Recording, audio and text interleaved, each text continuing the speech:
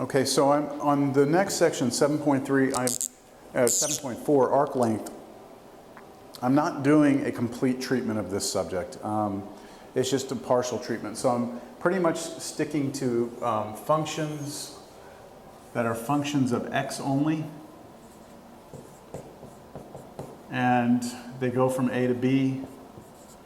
And I'm trying to find the length of that arc. There are other ways you can do, you can extend this out where these are functions of y and you know, your formula changes a little bit. But that you could read yourself, and because of time constraints in the class, I don't really have time to go through all of that. So sticking with that, we learn in class that the length of the arc, we can use the formula that we go the integral from a to b square root of 1 plus the derivative of y squared dx. Or you could replace that derivative of y with f prime of x. Same thing, right?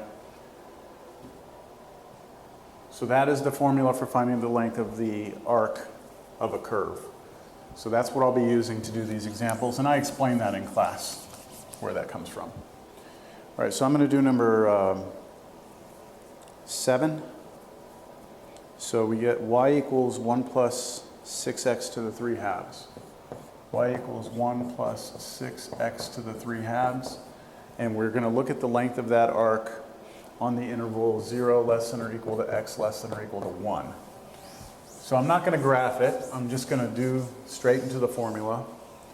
Now, in the formula, I need the derivative, right? So I'm going to do some preliminary work first. The derivative of this is going to be, well, derivative of 1 is 0. Derivative of this, 3 halves comes out, hits that, and you get 9 x to the positive 1 half, which is the same as 9 square roots of x. Then, in the formula, I'm going to need to actually take that derivative and square it, which would be 81x. And so now I'm ready for the formula. Length is integral, I'm going from 0 to 1 because that was given to me. And then it's going to be the square root of 1 plus the derivative squared, 81x dx. And for this integral, it's pretty simple, right? You can just do a u sub, make u the whole bottom, or the whole integrand, radicand, and then do a substitution, you'll do it, and you should be able to get that to come out pretty clean. But that's the setup. So now let's look at number 9, which is more like a problem that you might see on a test. You get y is equal to x cubed over 3 plus 1 over 4x, and you're on the interval 1 to 2. All right, so again, I'm going to need the derivative. So before I take derivative, let's just remind ourselves, this is 1/3 x cubed plus 1/4 x to the negative 1. So I just bring the x up. That way I can use power rule when I take the derivative. So we get x squared, and then we get minus 1/4 x to the negative 2. That's what we get if we take the derivative of this. So next thing I can do is I need to square this if I'm going to plug it in the formula. And that looks pretty ugly. I'm going to take this and square it. Now, I rewrote the x to the negative 2. I dropped it down, so I've got that. And that just means multiplying it times itself.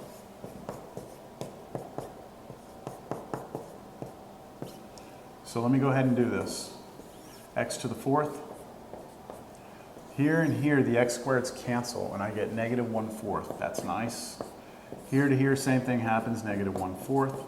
And then here to here, you get positive 1/16 x to the 4th. So do that multiplication yourself, you'll see that. And then this is x to the 4th minus a half plus 1 over 16 x to the 4th. All right, that is the derivative squared. Now I'm ready for the formula. The length of the arc of that curve should be the integral from, what was it, 1 to 2? 1 to 2, the square root of 1 plus, and then I have this thing right here, x to the 4th minus a half plus 1 over 16 x to the 4th dx. And that looks like a nasty integral. It really looks bad. I'm not going to ask right now that we're not going to do it and evaluate the whole thing right now, but in a test I would want you to. And let me just show you why. This will clean up, okay? The way that the problem was chosen, this is going to clean up real nice. So first of all, combine the 1 minus a half together to get a half plus x to the 4th plus 1 over 16 x to the 4th dx. Now what we're going to do is we're going to get a common denominator. So imagine that that's over 1, this was over 2. The common denominator is 16x to the 4th. So that means I need to multiply both the top and bottom here by 8x to the 4th. So I'll get 8x to the 4th on top. That gives me 16x to the 4th on the bottom. Here, I need 16x to the 4th on top and bottom. So I get 16x to the 8th over 16x to the 4th. And then here I already have 16x to the 4th, so it's just plus 1 over 16x to the 4th. So that's just getting a common denominator between those. Let's put them all together. On the top, I get this plus this plus this. I'm going to put that in descending order. All over the bottom, which is 16x to the 4th dx. And then we have to recognize that the numerator of that fraction is a perfect square trinomial. So watch this, or not, it's not a trinomial, but it looks like a perfect square trinomial. Sorry, it's a trinomial, it's just not a quadratic trinomial. It is a perfect square trinomial, meaning that it factors to be something times itself. And hopefully you see it, 8x to the 4th plus 1. So if you take 8x to the 4th plus 1 times 8x, hold on, 4x, sorry. I'm doing basic bad math right there, I apologize. It's Friday, I'm looking forward to the weekend. It's 4, sorry. So if I take 4x to the 4th times 4x to the 4th, I get 16x to the 8th, that's this. I do 4x to the 4th times 1, that's 4x to the 4th. I do 4x to the 4th times 1 again, that's another. So you add them together, you get 8x to the 4th, and then 1 times 1 is 1. Now this is really a good thing, because now what I can do is I can take the square root of something squared, it goes away. And then on the bottom, I have to take the square root of the bottom also. But it's nice because it's a perfect square. So that's 4x squared dx. And now you have two terms on top, one on the bottom. You split it into two fractions, and you're off to the races. So that is a classic problem. I will normally give a problem like that on a test. I will ask you to integrate it the entire way. And the main thing is that I want you to see this sort of algebra, and I want you to be able to do that algebra. All right, well, I don't want to do any more of these. That was just to give you a taste as to how things work with that formula. And then there's 7.5, which is a different formula where you actually take a curve and you wrap it around the x-axis again, and you find the surface area instead of the volume. So the idea here was that we take some curve, some segment of a curve like this, and instead of wrapping around the x-axis and finding the volume, we wrap it around the x-axis. But instead of saying what's the volume of that, we say what's the surface area around the outside. How much paint would you need to paint it? And what we determined was that the area, I'm going to say SA for area, is equal to, and there's several formulas in the book also, but the main one that I'm going to use is going to be 2 pi integral a to b, and then it's going to be f of x times the square root of 1 plus the derivative of f squared dx. So, and I point this out in class, this right here is the same as the arc length. That's the arc length. All you do for surface area is you tack on the function in front, whatever this function is before you take the derivative, and then on the outside there's a 2 pi. So I'll do one example of this.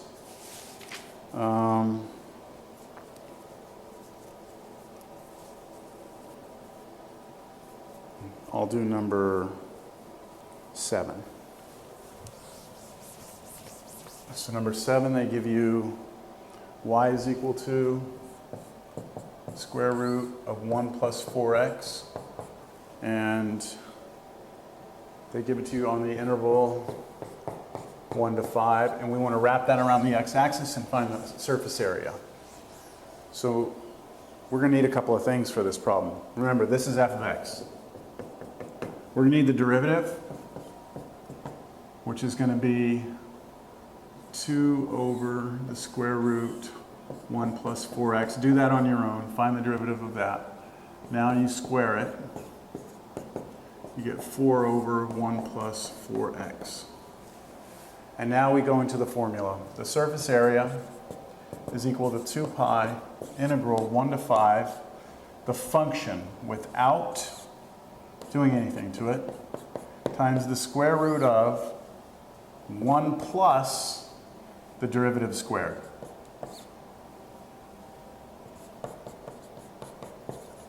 And that might look like a really tough integral, but if we look on the inside of this root right here and get a common denominator, so that means I'd have to turn this 1 right here into 1 plus 4x over 1 plus 4x to give it a common denominator. When I put these two together, this 4 and this 1 add together, so you get this. You get 2 pi integral 1 to 5 square root of 1 plus 4x times square root of, the new numerator is 5 plus 4x over the denominator, which is the common denominator, which is this. And you may be looking at that going, well, why in the world would I want that? Well, because the root of a fraction is the root of each one, top and bottom, like that. And then these two cancel. And so all you have is 2 pi integral 1 to 5 square root 5 plus 4x dx, and that can be done with the basic u substitution. And that's all I want to show you for surface area. The main idea here, or the main thing I want you to take away from this, is that I'm not giving a full treatment on arc length and surface area. It's just a very, very brief introduction to it. If your functions are functions of y instead of functions of x, the formulas change, things can get a little complicated. I'm not looking for that. I'm just looking to give you just some exposure to the idea, and just an idea that this algebra in here can sometimes get a little bit messy. All right, so the functions that we pick that are given in the book, they have to be picked in a very special way so that this algebra works out to something nice. If you don't pick your function well enough, then things can be really, really, really ugly.